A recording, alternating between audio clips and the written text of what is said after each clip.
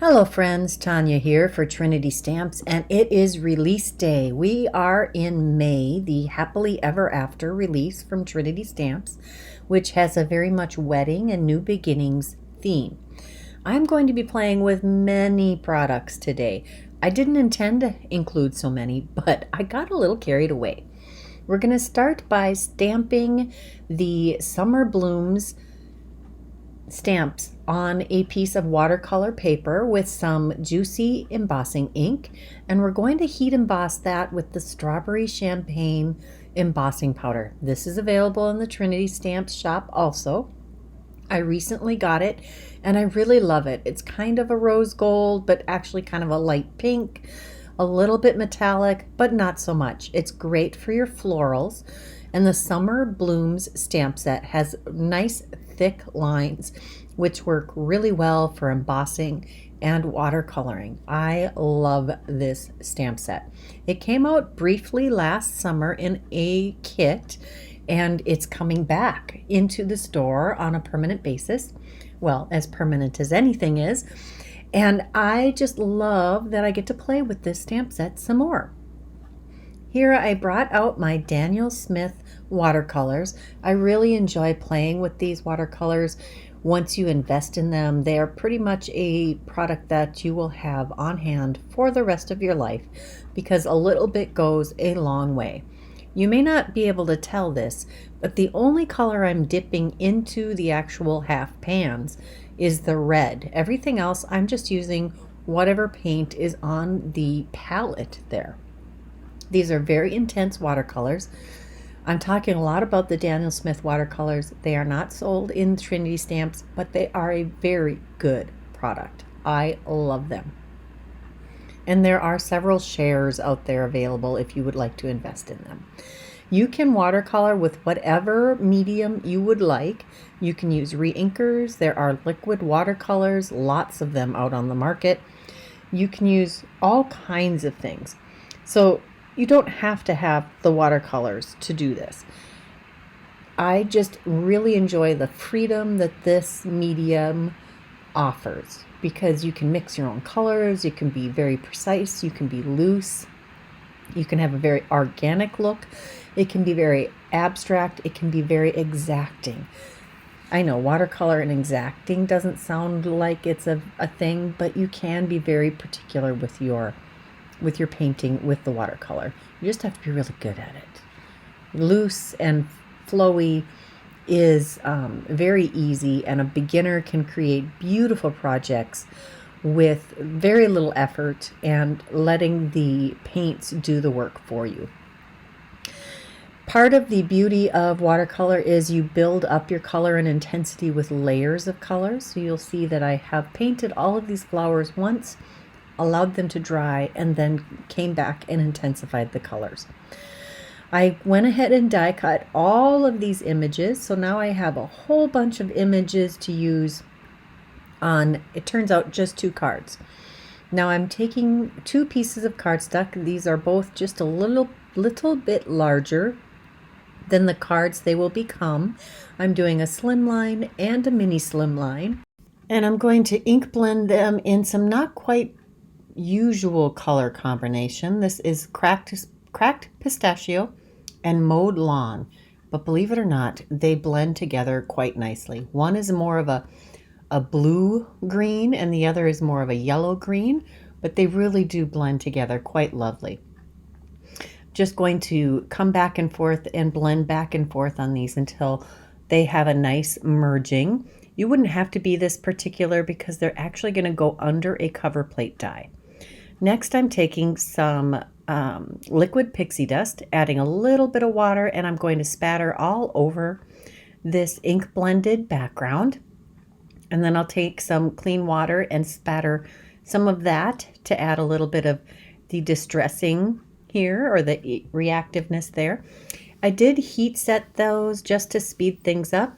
And then I die cut the Floral Twinkle Slimline die cover plate from some shimmer white cardstock. Now I'm going to adhere that to this piece of cardstock that I trimmed down to, well, it's just a little smaller than 3.5 by 8.5. so that I don't have to worry about the edges sticking out when I layer this behind our cover plate. Now the new cover plates, the newest cover plates, have a wider border, and you know how the modern embossed edge all have that embossed line around or border? This has it also. I love it, but you do have to be careful. If you're going to run this through your die cut machine twice, you know, forward and backward, you're going to cut through on those embossing lines. So I would just go through once. And the secret to getting good die cutting on these intricate dies when you only are going to do one pass is to do it with the cutting blade up. That will give you a crisp, clean die cut. Back to what we're actually doing here. I do add an extra layer of cardstock behind each of these larger floral pieces. I die cut those with just some heavyweight white cardstock that I had in my scrap bin. And now I'm adhering those behind the larger flowers. I am also taking some scraps of cardstock, cutting that up and layering it behind some of the other flowers in the grouping also. Now these are for the two different cards. They aren't all going on this one card. Well, maybe these are. No, some of them are going on one of the cards, and some are going on the mini Slimline card. But sometimes it's nice to batch up what you're doing. So I'm going to take this larger floral piece and I'm going to add it to the lower corner of this card front. And I did already adhere this to a Slimline card base, which is 3.5 by 8.5 inches. It starts out as a piece of cardstock that is 7 inches by 8.5 inches, scored at 3.5 inches and folded well. I'm going to add a cluster of flowers in the other corner of this card, and they are in varying heights of dimension. Again, just adding pieces of cardstock behind them to add different heights to them. We're going to take this solid heat embossed little 5-petal flower and adhere that by the bigger 5-petal, and then we're going to take this smallest little 5-petal flower, both of which have been watercolored, and add those to the card. Now I thought I was done, but I wasn't. I pulled out another scrap of watercolor paper and I'm ink blending here with candied apple and mustard seed distress oxides. And I just want to have a nice blended pattern with lots of variation. There's no real pattern here. I'm just trying to ink blend these two colors to create some orange, red, and yellow. Just going back and forth and blending those until I get the look I'm looking for, or at least the beginning of the look I'm looking for. I'm going to move on and I'm going to spatter this with some clean water, and then I'm going to come back with something that I call pearlized water. It is just water with with pearl colored perfect pearls added to the water. Now that that's dry, we're going to take the Wedded couple die, and I'm not cutting the entire die cut, just the portion that will mostly fit onto the card base. I've also taken a couple more scraps of cardstock and die cut some pieces to go behind the image, and I'm just going to adhere those behind our Wedded couple before we stick those to the card base. Now this is a little bigger than I will actually need at the end, so these scraps don't have to be the same exact size. Now we'll just nestle this Wedded couple in between those clusters of flowers, just adding a little more of that liquid glue to tack it right down to the card front, and we'll trim off the excess. And then I decided I needed to pull in some more of the new release products. We're going to use the Scripty Wedding Day dies, just the words best wishes. Now there are the full words, best wishes on your wedding day, I believe are all of the words included in this die set. And they all have the shadow dies also, but I just wanted the detail dies. I just wanted the actual words. Now you're going to see that there is a tittle for the I in wishes. I'm going to poke out the extra bits from these words, and using my poking tool, you could use the other end of your pickup stick And the tittle is still in that main piece of cardstock. So I'm going to leave it there so I don't lose it. You have no idea how many times I end up going back and die cutting the tittle again because I've lost it. We're going to adhere these directly to the card base. Because I used a specialty paper, they don't really feel like they need extra dimension because they stand out so well against the project. Just going to add little dabs of glue on the wider sections of each of the letters. That actually seems to work perfectly, and the precision tip on this glue is fantastic. In retrospect, I probably should have put a couple layers of cardstock behind part of the word for wishes, but I think it still works out okay. You don't really see a big difference in the levels on this. There's that tittle that I saved in the main piece of cardstock, and I'm going to add some amber glow rhinestones. These are a pretty peachy gold color, peachy pink, peachy orange. And I just wanted a little extra dazzle because apparently enough is not enough. I just have to keep going. But we have these items in our stash, and I'll say it over and over again, let's use them. There are plenty of these rhinestones. You'll be using them for project after project. And if you don't have any of these wonderful embellishments from Trinity Stamps, I encourage you to check them out. We are going to add some stamping to the inside of this card, but because no card is complete unless you've decorated the inside of the card also. So I'm going to take the largest flower cluster from this stamp set and stamp it in cracked pistachio inside. And I'm going to take one of the sentiments from the, what is it called? Happily Ever After stamp set, and stamp that with VersaFine Claire Nocturne ink, which is my favorite ink for sentiments because it stamps so beautifully, usually on the first stamping. And that is card number 1 complete. What do you think? I love it. Here is card number 2, and when I'm dealing with these cover plate dies with these very intricate centers, I've taken to adding some glue to my hand and dabbing the intricate part into the glue on my hand. That seems to work very well to get the glue all over without taking a ton of time and having your glue dry before you can even apply it to your project. So now I'm going to adhere this to a 3x6 mini slimline card base that started out as a 6x6 inch piece of cardstock, scored at 3 inches and folded in half to create a mini slimline card.